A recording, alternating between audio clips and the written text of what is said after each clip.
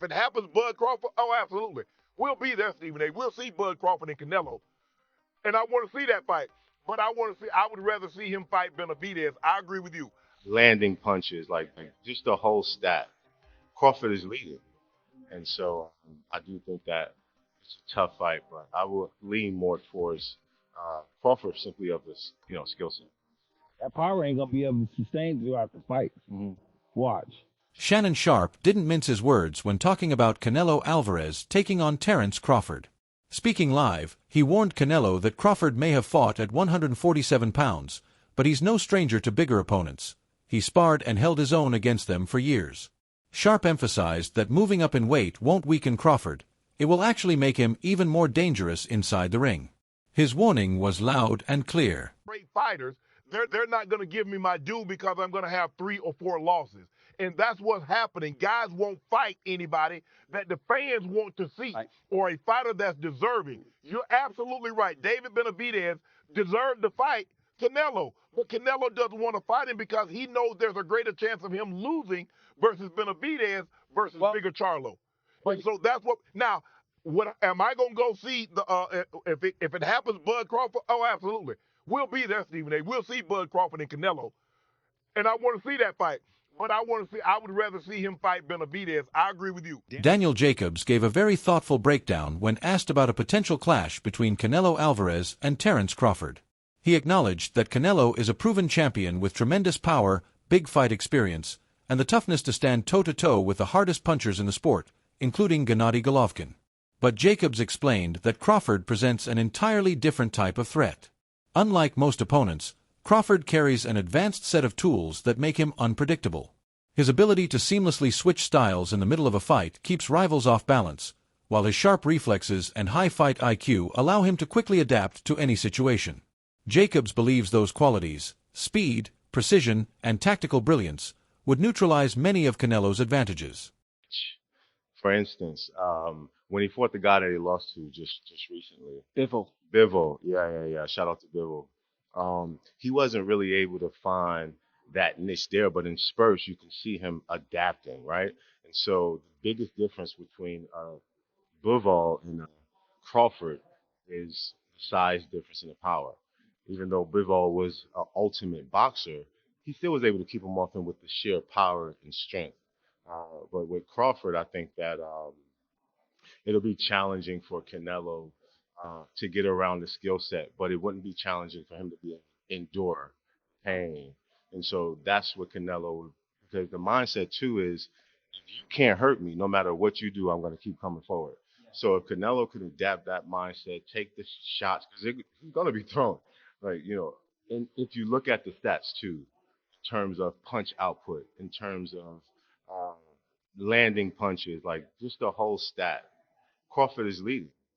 And so I do think that it's a tough fight, but I will lean more towards Crawford simply of his, skill set.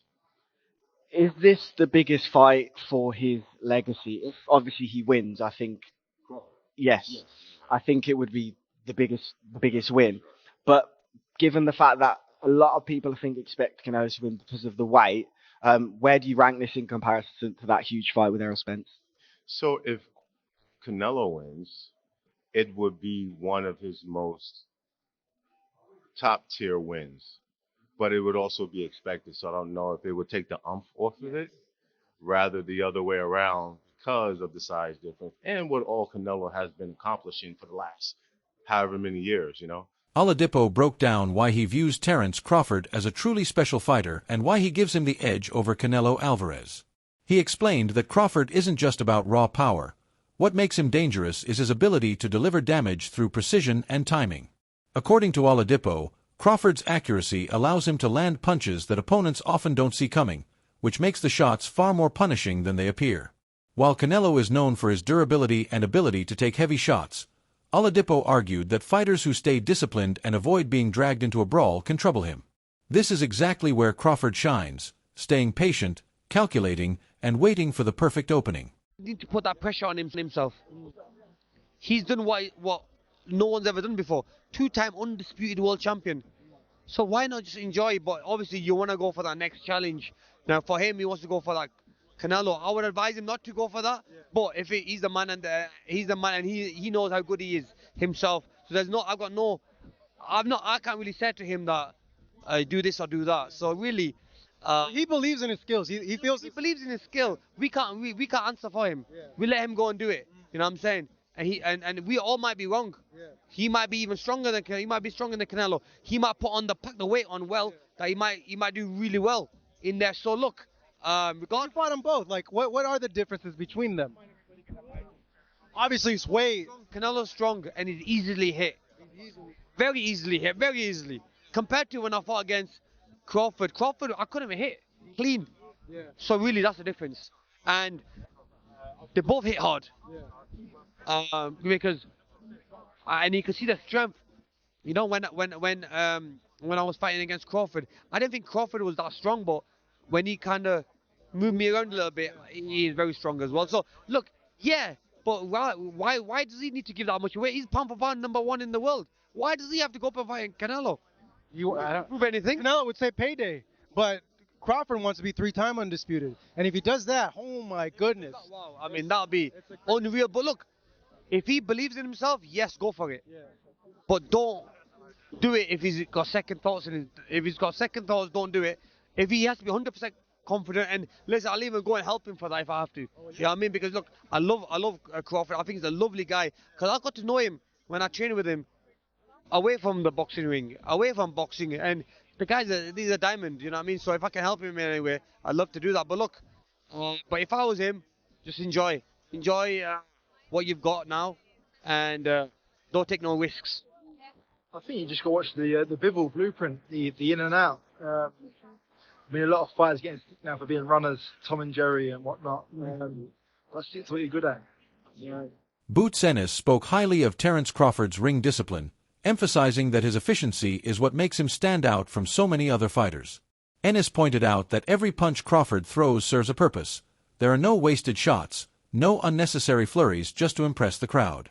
Instead, Crawford calculates his timing with surgical precision, ensuring that when he does let his hands go, the impact is maximized. Enis noted that this habit comes from Crawford's high boxing IQ, which allows him to conserve energy while slowly breaking opponents down round after round. By carefully picking his moments, he not only frustrates opponents who struggle to counter, but he also maintains stamina deep into the later rounds. So people don't understand. Your boxer, and he's smart. Yes. He don't waste no punches, man. So he won't waste that punches. And he's really smart, man, when it comes to that boxing game. But it was me, and I'm training him. Yeah. I would have him frustrating Canelo. What I would do with him, I would get shots, combination shots, but Canelo got to be so punches. That's right. That's right. You know what I mean? If what you call Crawford boxing move, he don't like nobody to box him. He struggled. Crawford's going to do. Diego Pacheco offered a fair breakdown of how a fight between Canelo Alvarez and Terence Crawford could play out. He explained that Crawford's sharp technique, defensive skills, and ability to control distance make him more likely to win rounds on points rather than stop someone as durable as Canelo. At the same time, Pacheco highlighted that Canelo's power, especially his devastating body shots, gives him a very real chance of scoring a knockout if he lands clean. To Pacheco, this matchup is all about contrasting styles, Crawford's precision and combinations versus Canelo's pressure and heavy hands. Ultimately, he believes the fight will come down to who manages to impose their game plan and control the tempo. What are your thoughts on that Canelo versus Crawford fight? How do you see that fight going, and what's your prediction? That's a very, very good fight. Two great fighters. I grew up admiring them my whole life, so I'm excited for that fight. I think Crawford is a hell of a fighter. If it goes the distance, he might be able to get that decision win. But I think if there's a knockout, then it might be Canelo who's getting the knockout win. But I'm ready to watch that fight. I'm going to be a big fan that night, and just be rooting for both guys. They're both great fighters. Ade Oladipo offered an honest reflection on Canelo Alvarez's current standing in the sport, noting that while the Mexican superstar remains one of boxing's elite, he no longer looks like the unstoppable force he once was. Oladipo pointed back to the 2018 rematch with Gennady Golovkin as the peak version of Canelo, a night when his combination of strength, skill, and confidence felt untouchable. But as he stressed, that was 7 years ago, and since then Canelo's performances, though still impressive, have carried signs of gradual decline. He suggested that Alvarez sparring with young, hungry talents like Boozy Enis may be a way to sharpen skills that naturally fade with time. For Oladipo, the real question is whether today's version of Canelo has enough left to deal with Terence Crawford, a fighter currently at the absolute peak of his powers. But he fought a very, very good Canelo. I don't think that Crawford is fighting the best Canelo anymore. Again, the Canelo I'm talking about, I mean, second Golovkin fight, I thought was fucking incredible. That was... When was that? Geez, that feels like a long, long time ago. Second Golovkin fight was 2018. So I'm saying peak Canelo, although still very, very good people, peak Canelo for me was 6 years ago. It's a long time, or 5.5 years. That's a long time. In fact, exactly 15th of September. So it'll be to the day 5 years. Have I got? What am I talking about? Sorry, almost 7 years ago. Jeez, that's a long time ago. Where some might say peak Crawford was Errol. So, shit, I didn't realize how long ago that was. And he's clearly not that same guy anymore. He clearly isn't. He's no longer fighting elite fighters. I mean, unless you're going to say William Skull was elite. Edgar Berlanga, no. Munguia, no. Jamel, no. John Ryder, no. The third Golovkin fight, no. So he's no longer fighting the best. But he still is very good, and he's still a top 168 pounder. And I think this is why people are saying it is a 50-50 fight now. Because we can see the deterioration in Canelo. Like, say what you want about William Skull. Canelo looked poor in that fight as well. Everyone's like, oh, William Skull ran. Well, Canelo didn't cut off the exits. Canelo wasn't great himself. Canelo's punch output was horrendous. So we can clearly see the deterioration. That said, he is the naturally bigger guy. I just mentioned the fact that Crawford's put on size, but the naturally bigger guy in this weight class is Canelo. That has to count for something. Analysts and insiders have been split on the looming showdown between Canelo Alvarez and Terence Crawford, with opinions ranging from admiration to outright skepticism. Some argue that Crawford isn't facing the same version of Canelo, who looked unstoppable during the 2018 Golovkin rematch, a night many call the peak of Alvarez's career. Since then, Canelo's output has slowed, his sharpness has faded, and his recent performances, like against William Skull, have shown decline. Regis Progra pushes back on the idea that Crawford's power will be enough, reminding fans that Canelo has absorbed shots from naturally bigger, harder punchers without breaking. Yet, even Progra concedes that Crawford's tactical brilliance could trouble the Mexican star.